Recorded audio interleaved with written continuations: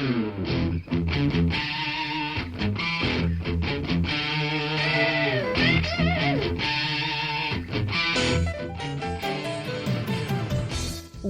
to Thriving Entrepreneur with your host, Steve Kidd, third-generation minister and 30-year business coach. Listen in as amazing, world-changing authors, speakers, and coaches share their struggles and victories. And hear from best-selling authors' insight into how you too can live your life as a thriving entrepreneur. This is Steve. Welcome to Thriving Entrepreneur. Thanks for being with us here today. Thanks for taking your time for up-leveling yourself and your business. Now, today's episode is amazing. I'm just going to tell you that right up front. I love it when I get to interview people. In fact, I would ask you, do you love your job? Do you have things that just light you up in what you do? I encourage you to find a way to do more of the things that just really light you up. This is one of those things. I love doing interviews, but I especially really appreciate when I get to do an interview with somebody who is so amazing, who is such a game changer in their industry, and they share some stuff with us that is just going to knock your socks off. There's an old saying, aren't I always just telling you old sayings? There's an old saying that says, new level, new devil. And that's very true, because when you're a solopreneur, well, let's even start before that.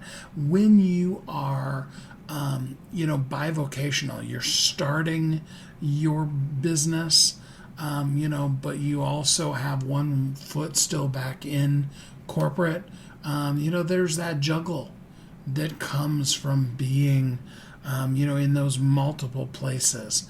And then you start your company and, and often when you finally leave your full-time job, you are a solopreneur. You are the cook and chief cook and bottle washer. You do everything.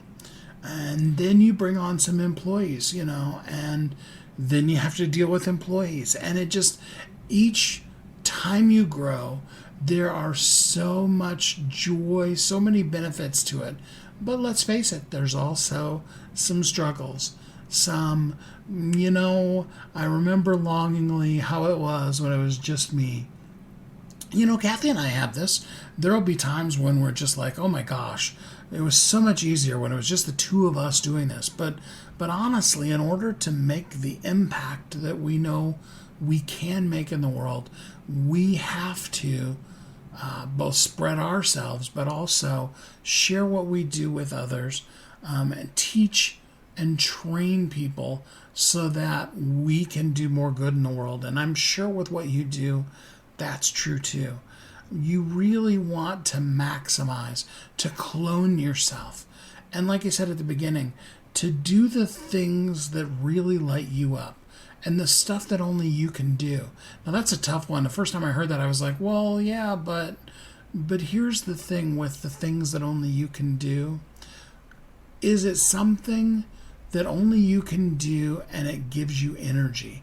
I love it. My good friend who's going to be on our show here in a few weeks, Jamie J., he runs a virtual assistant company, and he said, really what you want to do when you're looking at what you can give to somebody else is, does it light you up? Does it give you energy, or does it just deplete you? So maybe that's a better way than saying only you can do. Because I think most of the things you could probably find somebody else that can do it, and most of the time you'd probably feel like they don't do it as well as you do. But here's the thing. We all want to grow. And in order to grow, we have to take that new level challenges and then find ways to identify the things that are going on and then make the changes that are necessary to continue to grow and to take us to the next level. Each time you grow, what you're going to find is a new set of circumstances, a new set of challenges, and more things that when you overcome them, you'll be like, I got this. That was easy. It may not have felt easy when you took it on, but when you get past it, you're going to know that it really was. you're going to succeed. You're going to go further, farther, faster than you ever imagined. You're going to spend every day of your life focused on the big picture, focused on the good that you're going to do in the world. And ultimately, when you think about it, isn't that kind of what it means to live as a thriving entrepreneur? We have got an amazing show for you here today, and I just can't wait to bring our guest on and really be able to show you how you too can take all of this and expand yourself into living better as a thriving entrepreneur. Don't go away. We'll be right back. You've heard Kathy and I talk about it. You've seen the workshops. You have watched as others of your friends have become a best-selling author. And now it's your turn. Let me ask you this. What would being a best-selling author do for your business? Over 80% of people surveyed said that they want to write a book, which means that if you're listening, you probably are one of those people.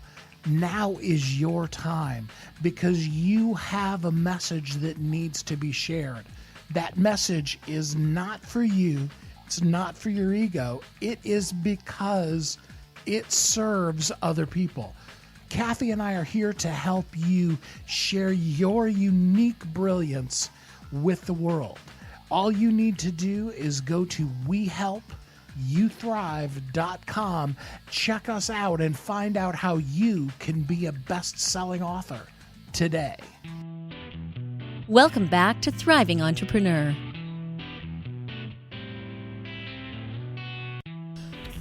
This is Steve. Welcome back to Thriving Entrepreneur. Are you ready? Do you have pen and paper in hand? Are you ready to be up-leveled in your life and your business? We've got some fun stuff to share with you today, and you're going to walk away up-leveled and ready to do more and be more in the world. If you have a business, have we got some help for you today? I'm kind of blown away that I get to be able to have my guest on today to talk to you about some strategies for cleansing your business, to literally get the bleep out of your business. I'm so glad to be joined today by my special guest, Jenny Thompson. Jenny, thanks for being with us here today. Thanks for having me, Steve. I'm excited to join you.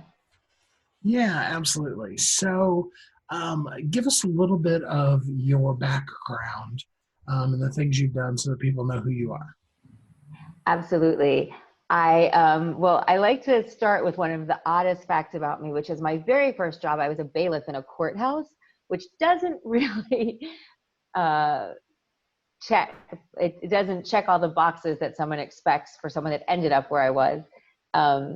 But after a series of jobs in public relations and working at associations, I spent 20 years of my career at the Agora companies. And my first job there, I worked for the Oxford Club as a marketing manager. I had a great experience there. My first year at Oxford Club, I was able to help them triple profits for the first time in the history of the club. And as a result, the owners of the parent company promoted me and asked me to take over the health business. It had been struggling a little bit and its leader was leaving. So my first year in that business, I was able to increase the profits 500%. And in my time at that company, I took it from about 2 million to 70 million.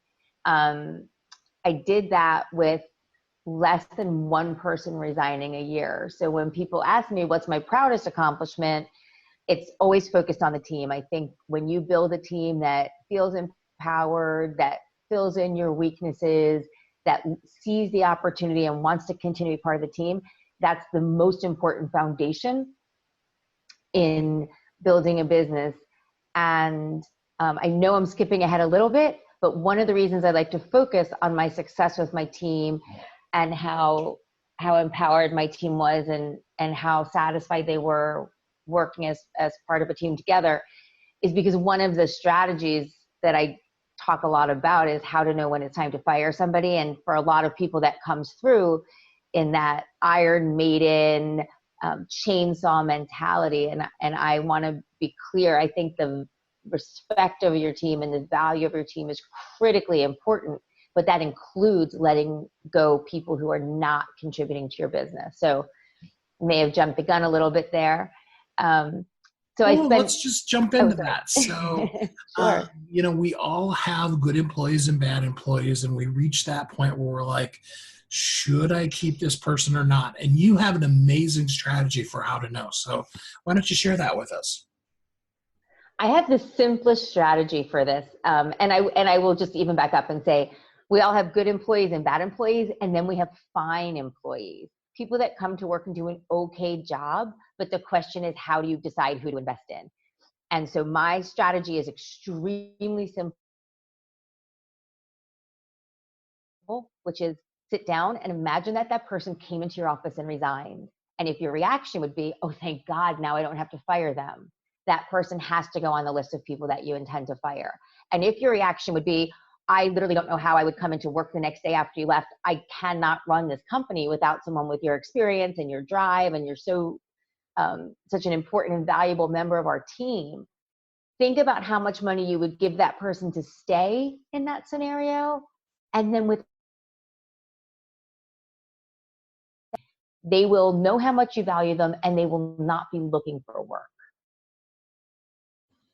That's amazing. So are there people that don't fit into those two categories? Are there some people where, you're not glad to be rid of them, but you're also not delighted and willing to pay them anything they want? There are, and I should clarify, it's not anything they want, it's anything you want to pay them. So, they want $100,000, you're willing to pay them $15,000, give them the 15. But there certainly are those people, and those are really the mediocre employees. And in a lot of cases, they're the people that want to do a good job, and they're just not capable of doing what you need them to do. And also in many more cases, there's somebody who was very, very valuable in a specific role when your company was younger. And now that you've gotten to a mature state, they don't bring the same value that they used to, or the industry has changed. I think one of the best examples of this, for those of us that spent a lot of years in direct response marketing and we're sending direct mail, when you start going 100% online, what do you do with your print buyer?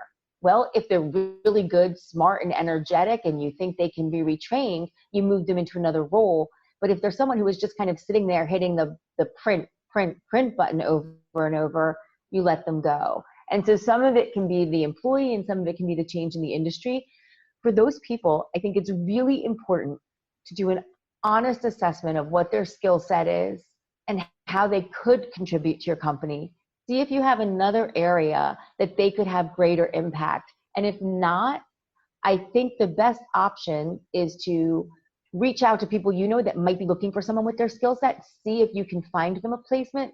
And if not, you add them to the let them go pile. And one of my strategies when you're letting people go, and especially those that are very challenging decisions, be more generous with severance than you think you need to be, and be more generous with an overall exit strategy and how they're going to leave the company, and if they want to say they resigned instead of got fired, etc. I think it's incumbent upon you to make it as easy for them as possible, but your responsibility is to have the best possible people in every role. That's so powerful. I both think of times since you've told me that I've applied that and how great it feels. I also think of the first couple of people I thought of the first time you told me that. And it's like, oh man, I wish I would have known that with them before. Well, in fairness, Steve, I came up with the strategy when it happened. We had one employee that we had been having conversations about privately and saying, what are we going to do with her? She's not performing at the level that we want. And she came in and resigned, and we all were so relieved that it fell into our lap, and that's how it became my standard. That's awesome. I love how, life just comes in and teaches us some of the best learning lessons that way. Absolutely.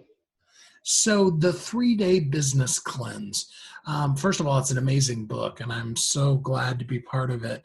But talk to us a little bit about how a person knows that their company is ready and needs a 3-day business cleanse.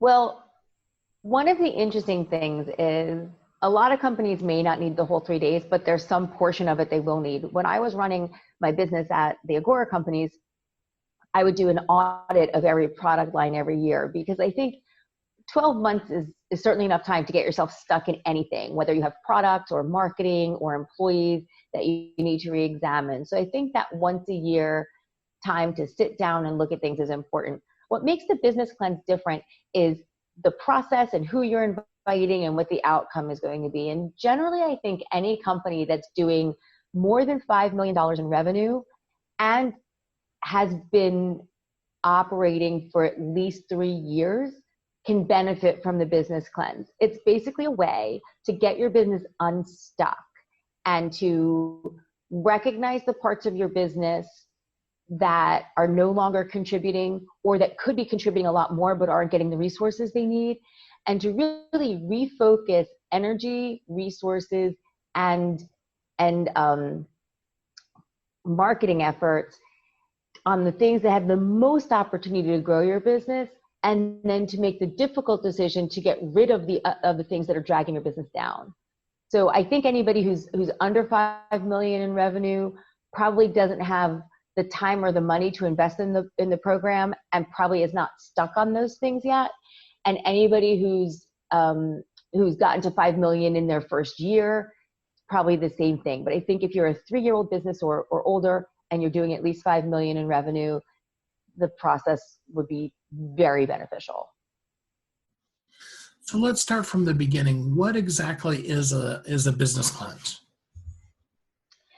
So I used to work in a health business, and we would all go through these 3-day juice cleanses because we would feel better and our skin would look great. We'd be full of energy after a couple of days of misery while we were going through it. And the business cleanse is a perfect metaphor for that. The experience of going through it is a lot of work, it's a lot of time, and it's a lot of attention. But when you come through on the other side, the advantages are significant. The advantages are significant and visible. So the business cleanse is an unpacking of your business, a purging of your business, and a rebuilding of your business. We look at everything that you're doing now.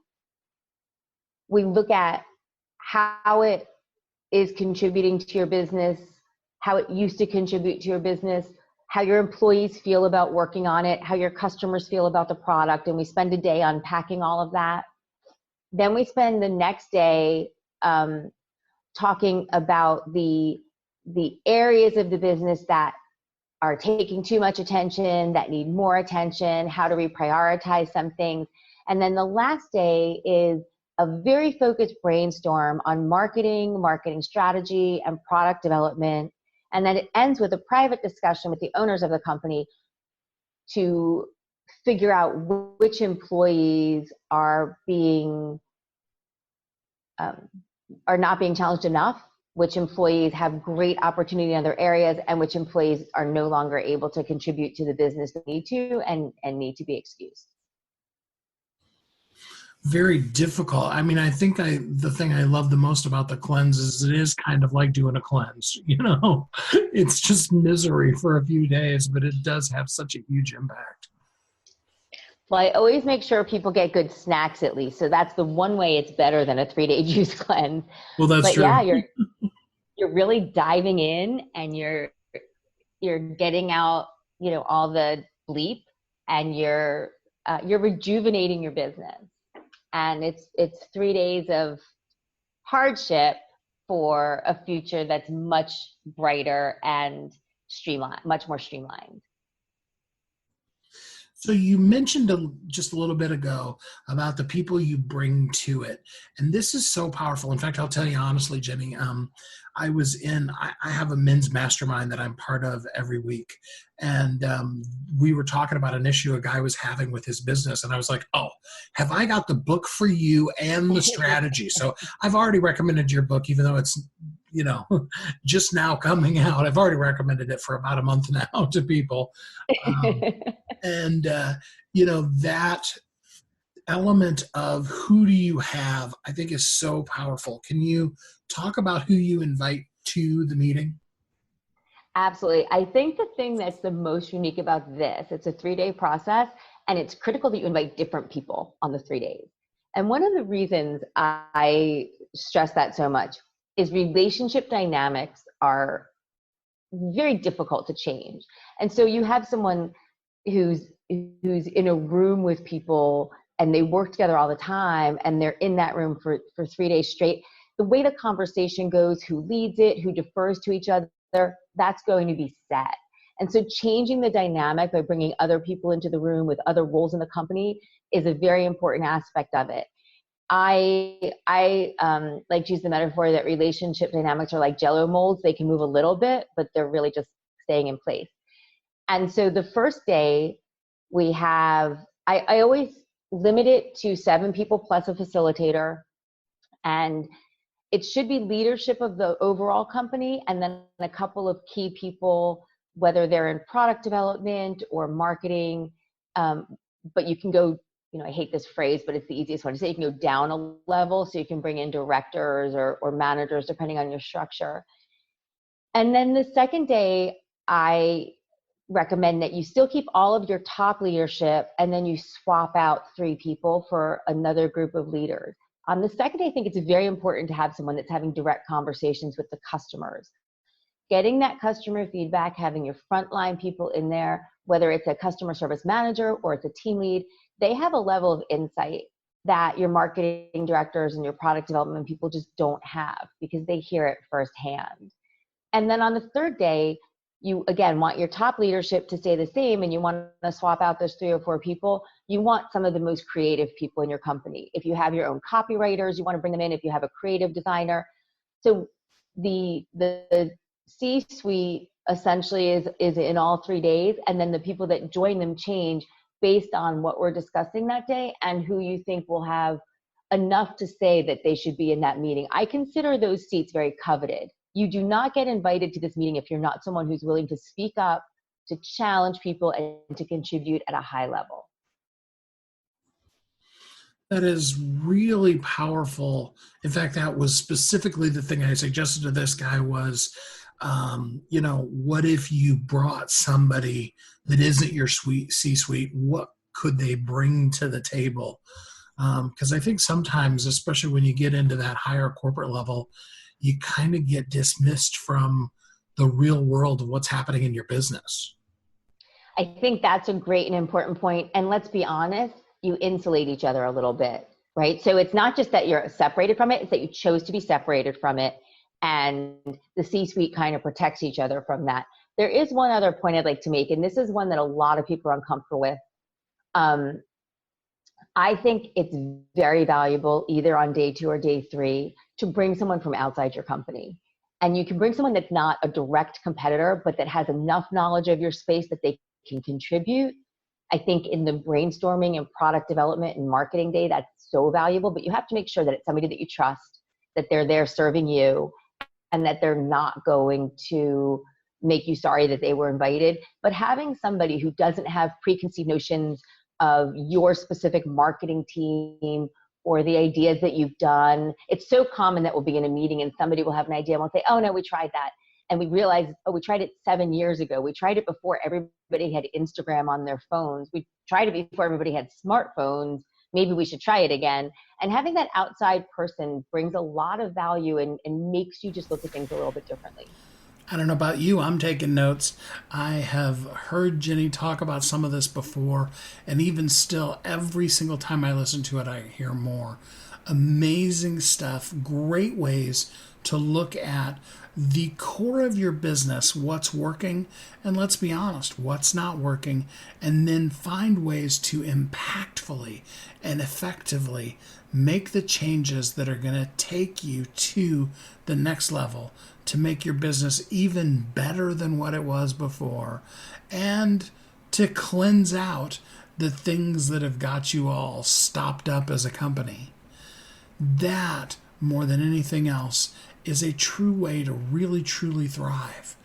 And that's what we want, is to really have our business moving, flowing, and productive as we go out and do our best in the world and we live as thriving entrepreneurs.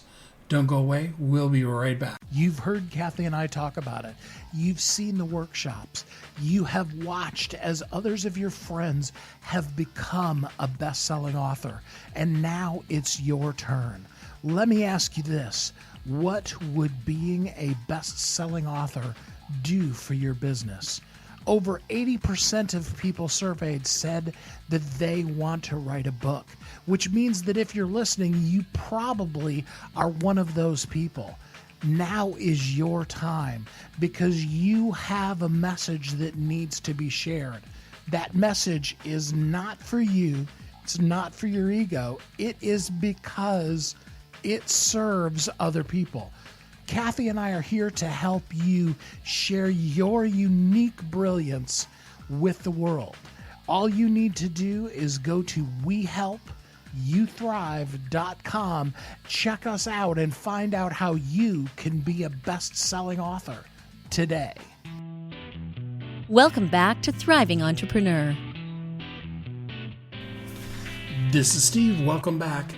You're listening to Thriving Entrepreneur today as we talk with Jenny Thompson about how to take your business through the 3-day business cleanse and really get your business moving again. I know I'm taking notes. I hope you are too. Let's jump right back into it with Jenny. So I know some people that have been in corporate for a while, they're going to say to themselves, well, this just sounds like a SWOT analysis. But I know that you're very anti-SWOT, actually. Can you explain to people how your process is different than a SWOT analysis? I can. I want to be clear. I'm not anti-SWOT. I think it's very limited. So I think a SWOT helps you identify these things that in most cases, you're not really taking action steps based on. I also think there's a lot more emotion in business than a SWOT allows for. So when you say strengths, it's strengths or weaknesses. There's not a lot of emotion packed into those words. So I use a different acronym, and I also use a different process. The first thing I want to know is, what do you brag about? What do you think you're better at than anybody? And it's important because a lot of times companies feel almost, I hate to use this word. I guess it's not the company, it's the employee. They feel like apologetic for bragging about something. We have such a negative view of it. But if you're better at something than anybody else and you don't share that with people, you're doing customers a disservice. So what are the things that you would put yourself up against anybody in your competitive space, anybody in the immediate vicinity of your competitive space, that your company and your employees do better than anybody? The next one is in some ways the most important, which is the E, and that is, what are you embarrassed by? Everybody has things they're embarrassed by, and I share this to show my experience with it and to be authentic and transparent about it. We had hired a company to do a website for us, and they did this complete discovery document, and it said in it, what is the impression of your company by its customers? And so my team started saying things like cutting edge formulations, doctor endorsed. I said junk mailers, scammers, liars, cheaters. And my team got horrified. And I said, there are people who think that of us. We're not paying this company $100,000 to rebuild all of our websites so we can lie to them about the impression that we're giving to people. And that was because of some of the marketing we were doing. It was also because of some other businesses that we were affiliated with that weren't necessarily, we weren't in control of, but we were connected to. But some of it was definitely our own marketing. And so what was I embarrassed by? I was embarrassed by some of our marketing language. I was embarrassed by some of our marketing techniques. And I wanted to move to change those. And I think when you have, for example, a company like Apple, where you might think, who could ever be embarrassed working for Apple? Well, maybe the employees don't like the fact that you cannot get online help, that it's impossible to email the company and say, I just need an answer to this. And so talking about the things that you're embarrassed to be associated with as part of a company is really important, because it's also one of the things that leads employees to leave. And it's one of the things that leads employees, in some cases, it's one of the things that leads employees in some cases to then actually like sabotage the company. You may or may not remember, for years, Disney had this problem where their employees kept putting things in a very inappropriate images in their movies. And that's because they're disgruntled about something, and often it's something that they're embarrassed about that the company's doing. So that's the E. And then there are 2 Ds. The first is dreams. I'm not a goal setter, I'm a dream setter. I think when you set goals, people tend to meet them and they very rarely exceed them. I also think when you set goals, if people fall a tiny bit short, they feel like a failure. And so if you were supposed to bring in 50 new customers and you brought in 49 new customers, you didn't reach a goal, but you still have 49 customers you didn't have the month before. And so I don't like to look at goal setting that way. I like to think about dreams and go as fast and as hard and as big as we can. And so what are the dreams for the company? And I like them to be achievable, but still very optimistic. And then the last thing that we talk about is distractions. What are the parts of the company? What are the old products? What are the hangers on? What are the customer service policies that are just distracting to deal with? And that if you would just cut some of those away, you'd have a much more engaged team, and you'd have a lot more energy going into the things that can really build your business instead of the I love using the metaphor of a tree in this case, because you have the big, beautiful branches, and then you have the little suckers all over the tree that steal nutrients and water from the tree. So you want to cut those and you want to get rid of them so that the main trunk and the main branches can really blossom and grow. That's amazing stuff. I think you could do a whole book. I know you've probably done whole talks about just essentially making your bed. You know what I mean? Well, I will share with you, Steve, that original acronym, I think you're absolutely right. It came as I have a saying about marketing, that marketing is like sex. Everybody thinks what they do is okay, and everybody else is either a pervert or a prude. And so it's really about being more open-minded about how important marketing is to your company, and being willing to try different marketing methods without assuming that if you weren't already doing it, there's something wrong with it. Oh, that's a funny phrase. Oh, so I want to skip ahead a little bit, because people need to buy your book in order to get all of the juicy content. But I want to talk about prioritizing ideas. You have an amazing graphic in here that kind of really brings it to life. But since we're on the radio and people can't see images, explain to people the XY axis prioritizing graph that you walk people through. Sure. And it's I know my math teachers would be so ashamed of me. So the Y axis is the resources invested, and the X axis is the opportunity. And I always take a moment here to be very clear that when I say resources, I don't only mean money. And in fact, money is the least important resource, because compared to talent and time and marketing placement, money is the most renewable of all of those resources. So resources are everything it takes to make something happen. So in the upper left-hand corner, what you'll have is something that takes a lot of resources and provides limited opportunity. And those are the projects that you want to kill. You don't want to put them on the back burner. You don't want to move them down your to-do list. By the way, you're going to get rid of your to-do list and use this priority grid instead. Those are the projects that you're going to kill. They don't bring enough benefit to your business that they are worth having. They are such a distraction at that point. They just have to go. Below that, you have products that are low resource. They're not resource intensive, but they don't have a huge opportunity. And in order to move forward on those, what you need is an in-house cheerleader that believes in the product or the project and really wants to champion it, and is willing to do most of the work on their own time. And what you do in this case is, if it works, they get a significant bonus based on the revenue that they create. In the upper right-hand corner, you're going to have products that are resource intensive, but also huge opportunities. And I always try to give an example of this. I think a great example is if you want to move your e-commerce site from a WooCommerce shopping cart to a Shopify shopping cart, that is a significant expense. It is a significant investment of time, but it is also a significant opportunity because of the technology differences. No disrespect to the WooCommerce team.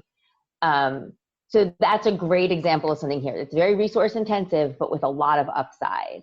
And the decision there is when you have the resources to do it, you do it. And if you have the money, this is a great, anything that goes in this quadrant, you can talk about bringing in an outside project manager to lead it as a 1099 contractor. So it doesn't distract your core people from their main responsibilities, but you're still moving forward.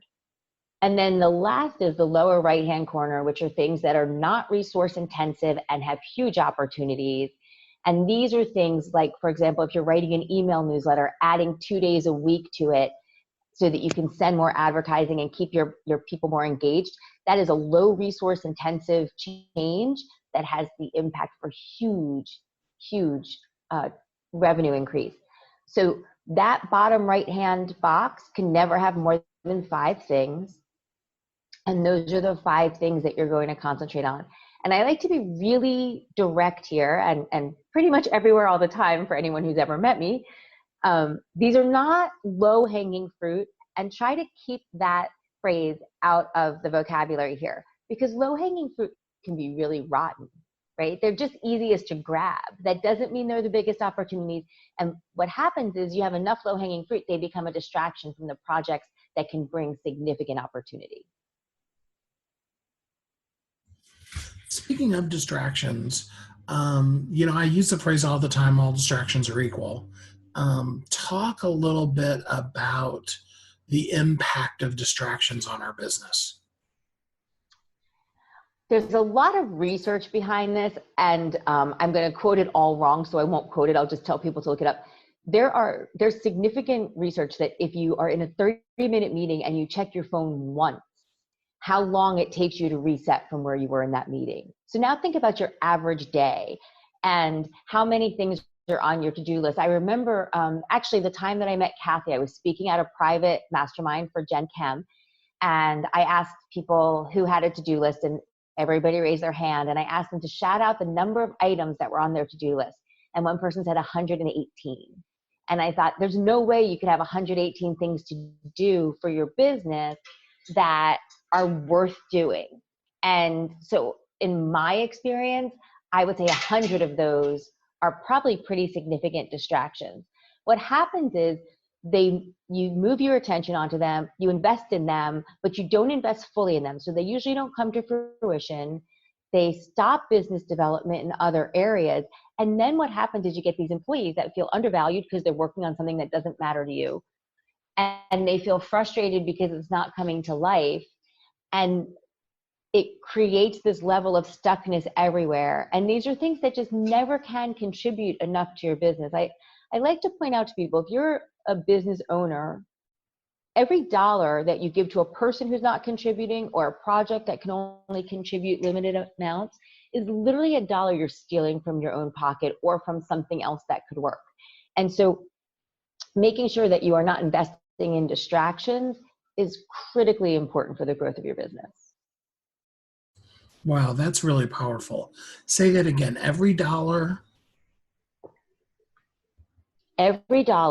you spend on an employee that's not able to contribute to growing your business, or that you invest in a project that doesn't have significant upside for your business, is a dollar that you are stealing from yourself, because you could be investing that dollar. So Steve, it's like putting a dollar in a drawer versus putting a dollar in a bank. If you put it in a drawer, no matter when you take it out, it's going to be a dollar. If you put it in a bank with the compounding over time, it's going to be $10, $20, $100. And I know not at today's interest rates, but theoretically. So you invest that money instead in a project that has huge upside, or in an employee that you really value and you want to get more energy and excitement from them. That dollar goes so much further than if you just threw it in a drawer.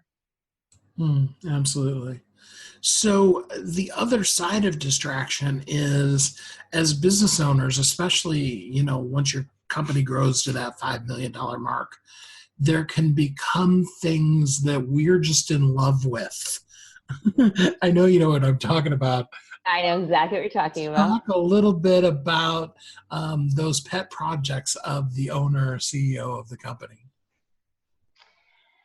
Yeah, so those are hard because especially when you're a small private company, even if you're doing $5 or $6 million a year, you're relatively small and private. And it's one of the benefits of being in business for yourself is you get to do things you want to do. The negative of it is it is oftentimes a distraction and the employees don't feel engaged in it and it ends up taking time and attention away from other projects. However, I think this is what you might be referring to. When I work with somebody on a 3-day cleanse, one of the things we do is we make a shut the F up a shut the F up list. And what that means is the CEO or whomever knows these things are a distraction, knows they are not moving the business forward, but is so committed to them that it is a waste of our time to discuss stopping it. And so the CEO gets to make that list because it's their company and they're the one making the investment decisions. But I always hope that because they've brought me in and because they're committed to the process, that is a very short list and that maybe it is actually negotiable in the long run.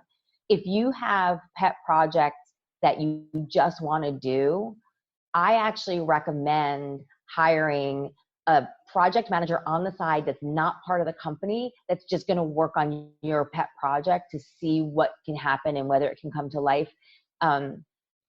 Employees that end up working on pet projects for the CEO frequently feel like they can never make anybody happy. They don't have growth opportunity. And the project is just going to kind of drone on and on and on because it's this vision of the owner and nobody else could ever bring it to life the way the owner has seen it. So that makes them dissatisfied being involved with the project. And it's always, always very limited revenue opportunity. So, Jenny, can you share with us some examples? I know you may not be able to use the company's names, but some examples of companies you've worked with, gone through the 3-day business cleanse, and results that they've had from it. I absolutely, and you're right that I won't share names or identifying information, but one company that had done a lot of work in the direct response television space and wanted to get more into direct communication with their customers. The reorder rate on television is terrible. The retention rate on television is terrible. And we know that if you can have a solid email marketing strategy and communication strategy with your customers, you can significantly increase that. So that was one area where we were able to introduce that strategy. Another thing that happened there is they had one product that was significantly stronger and generating a lot more revenue than several of their other products. And we were able to carve it out into its own business unit and create a team that would be focused exclusively on it instead of just making it one of the many. And I think it's important to run your business in that Darwinian way, that products that bring in more, that generate more, that more customers want to see, get a level of attention that you don't give to your lower level products. So that's one example. We had another where the CEO was running a financial advisory business and had recently become very committed to some changes in her personal health. And when she started to introduce some cooking and other health-oriented products, the team was very dissatisfied with it. They thought, this isn't what we're here for. This isn't what we're supposed to be doing. And they did not have the comfort level to say to her, we don't think this should be part of our company. And so that's something that in that meeting we were able to kill. And again, like, not back burner it. We said, this is done. We're not doing this anymore. And then one more example is, I always talk about the seagull problem, which I think a lot of people know, which is somebody who swoops in, craps all over everything and then flies off and leaves you to deal with it. And there was an editor that was very well respected, had a great following, but was just not available enough. So when he would come in, he wouldn't be satisfied with the work, and it could be weeks of work that people had done, and he would only be there for a couple of hours and say, none of this is what I wanted, but they didn't have enough direction to get it where he did want. So we completely changed the entire process. And during the conversation, this is an important aspect of this too, during the 3-day cleanse conversation, we talked about whether he should basically be fired as their editor. And even though he had the following and the advice and people loved him, was he still too much of a challenge for it to be positive for business? And the decision was no, he should be kept up.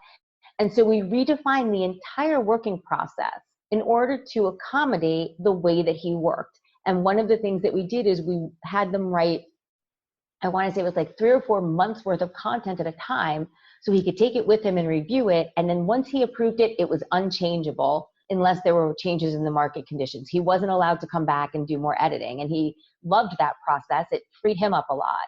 I think a lot of times what happens in businesses is you start with what model has worked. So if you're a magazine publisher, you're going to publish a magazine the same way everybody else has always published a magazine, and that might not work for your team, but you're not looking for what's the best way to do it. You end up making one step remove changes that don't really help anybody. And so in this example, we completely turned the model on its head, and we created a very different way of communicating within the team and for the editor to communicate with his audience. That's good stuff. So, there is just so much.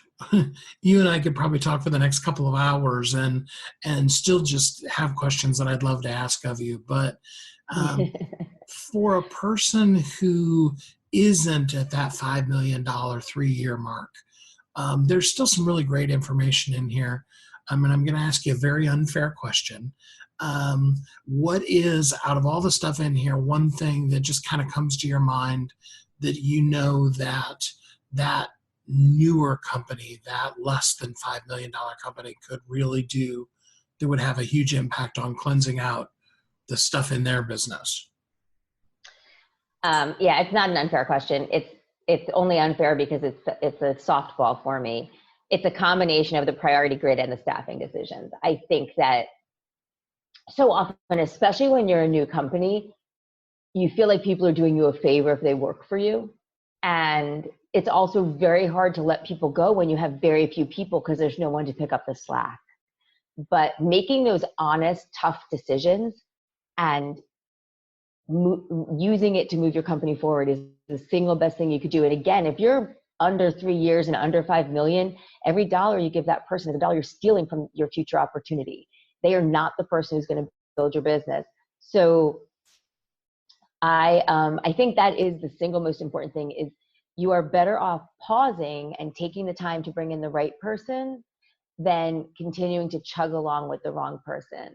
And then I think the priority grid works because we're so trained to make to-do lists, and we're so trained to look at goals a certain way. And when you narrow them down this way, and in some ways, when you give yourself permission to kill something, because if it goes in that quadrant, there's no other option.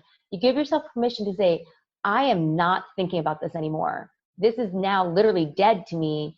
That is a great freedom that lets you focus on those other areas. So I think those two things together, anybody can do.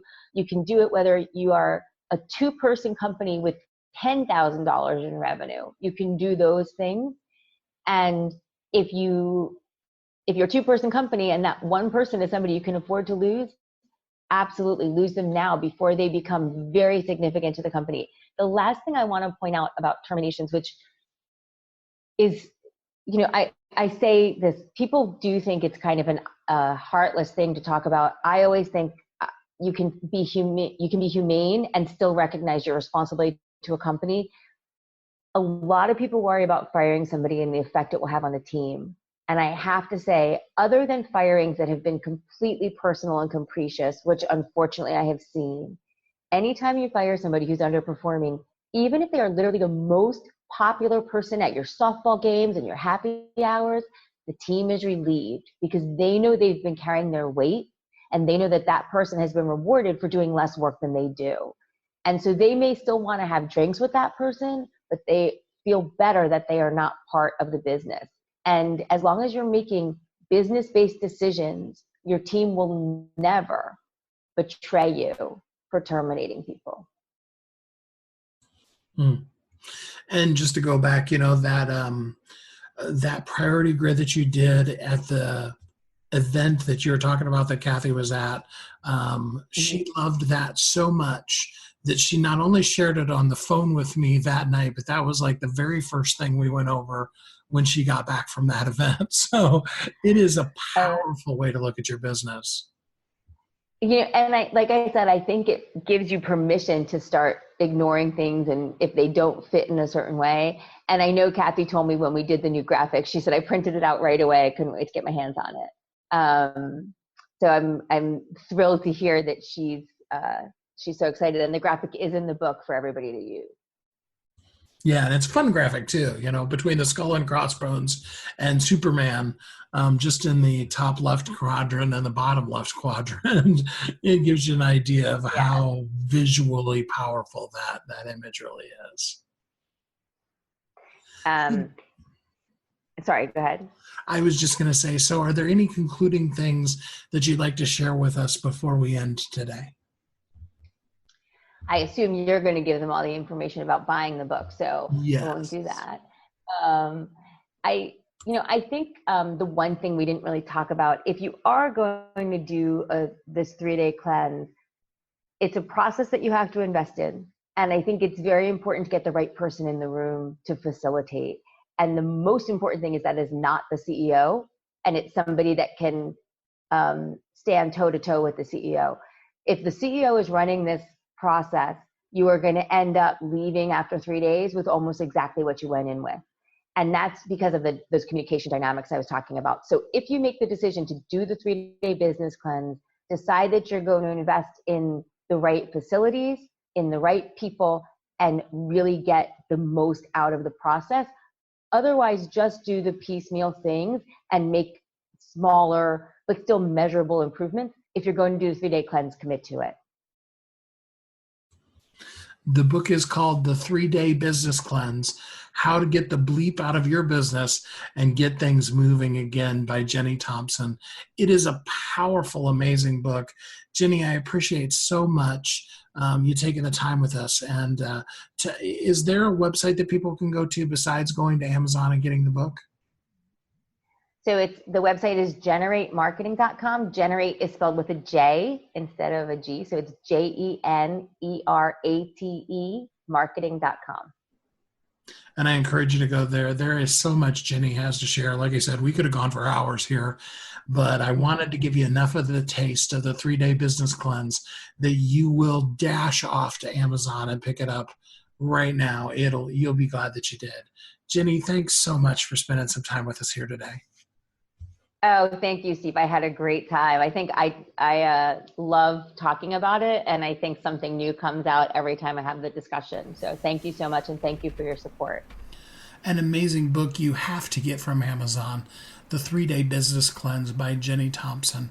I've actually already recommended it to people before the book was even out, and now that it's out, I absolutely recommend to you that you get it, you learn from it, and you really, truly keep your business flowing. That's really one of the most impactful things we can do, is to keep the crud out of our business and keep it running efficiently and smoothly. There's going to be times when stuff's going to come up. That's okay. You can clean it right out and you can move on better, faster than you used to be. And in the end, then you'll know that you're living as a thriving entrepreneur. We'll be right back. You've heard Kathy and I talk about it. You've seen the workshops. You have watched as others of your friends have become a best-selling author. And now it's your turn. Let me ask you this. What would being a best-selling author do for your business? Over 80% of people surveyed said that they want to write a book, which means that if you're listening, you probably are one of those people. Now is your time because you have a message that needs to be shared. That message is not for you. It's not for your ego. It is because it serves other people. Kathy and I are here to help you share your unique brilliance with the world. All you need to do is go to WeHelpYouThrive.com, check us out, and find out how you can be a best-selling author today. Welcome back to Thriving Entrepreneur.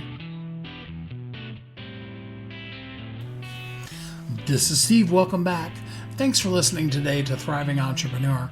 I feel a little bit like at the end of The Wizard of Oz, where the Scarecrow looks at Dorothy and says, "What did you learn, Dorothy?" I feel that way myself. I'm asking myself that question. What did you learn today, Steve? And I'd love to hear from you what you learned while you were listening to Jenny today. Feel free to go out on Facebook, Twitter, Instagram, hashtag us, hashtag Thriving Entrepreneur, and then share with us, this is what I learned today. Go to Amazon, pick up Jenny's book, do all of those kind of things and uplevel your life and your business so that you can be the best version of yourself. And then while you're doing that, pass it on, share it with the world. Take that piece of who you are and give it away. I love what Lisa Nichols says. I still remember how much it impacted me the first time I heard her say it. And that's simply your gift, your message. It was never meant for you. It's there in you to give away. It's meant for the people that you're meant to serve. To, as the Bible would say, hide your stuff under a bushel, hide your light under a bushel, is not a way to live. What we want to do is share our message, share ourselves, share our gifts with the world. Make the difference that only you can make. Because if you don't make it, nobody else will and nobody else can. There are other people with similar messages, but none of them will ever be you. And because of that, they can never reach the exact group of people that only you can reach. They will never make the impact that only you can make. You see, you have a purpose. You are uniquely brilliant, and you were created very specifically on purpose for a purpose. And here's news. The world needs you. They need the very best part of you to be shared with all of the rest of the world. Because when each of us does what we're meant to do, all of us thrives from that. Kathy and I are here to help you share your message with the world and live your life as a thriving entrepreneur. You're welcome to come join us in our free group. It's called Bestsellers Guild. You can just go to bestsellersguild.com. That'll take you to Facebook, to our free group, and we would love to have you join us. We're here to help you as you make your difference in the world and to then help you share your message with the world. Until next time, know that Kathy and I are here for you, and have a great week. Thanks for listening to Thriving Entrepreneur today. If you want to get your question answered, send an email to questions@wehelpyouthrive.com. We look forward to you joining us again next time. You've heard Kathy and I talk about it. You've seen the workshops. You have watched as others of your friends have become a best-selling author. And now it's your turn. Let me ask you this. What would being a best-selling author do for your business? Over 80% of people surveyed said that they want to write a book, which means that if you're listening, you probably are one of those people. Now is your time because you have a message that needs to be shared. That message is not for you. It's not for your ego. It is because it serves other people. Kathy and I are here to help you share your unique brilliance with the world. All you need to do is go to WeHelpYouThrive.com, check us out, and find out how you can be a best-selling author today.